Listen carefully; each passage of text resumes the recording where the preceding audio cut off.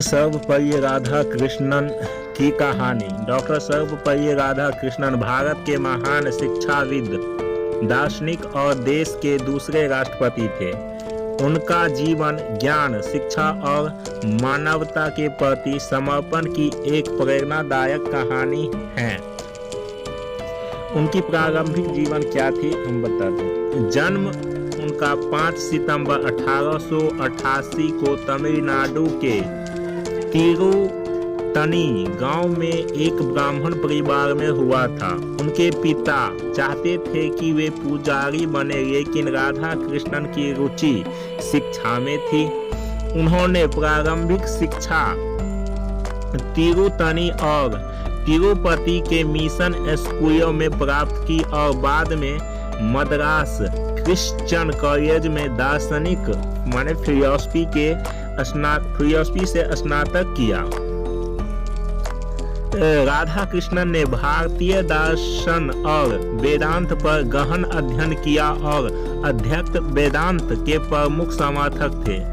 उसने जीवन की एक और संग्रहता पर बल दिया। उन्होंने ऑक्सफोर्ड विश्वविद्यालय सहित कई प्रतिष्ठित शैक्षणिक संस्थानों में शिक्षा दी। उनकी विद्वता और व्याख्यानों ने उन्हें वैश्विक स्तर पर शिक्षा प्रसिद्ध किया। उनके प्रमुख विचार में धार्मिक सहिष्णुता, मानवता और भारतीय दर्शन का महत्व था। वे भारतीय संस्कृत और पश्चिमी विचारों के बीच सेतु काम करने लगे अग्रणी थे।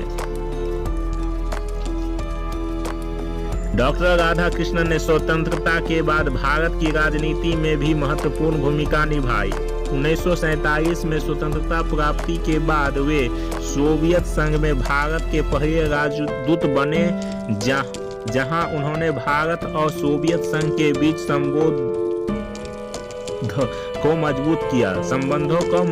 1952 में उन्होंने भारत का पहला उपराष्ट्रपति बना। 1962 में वे भारत के दूसरे राष्ट्रपति बने।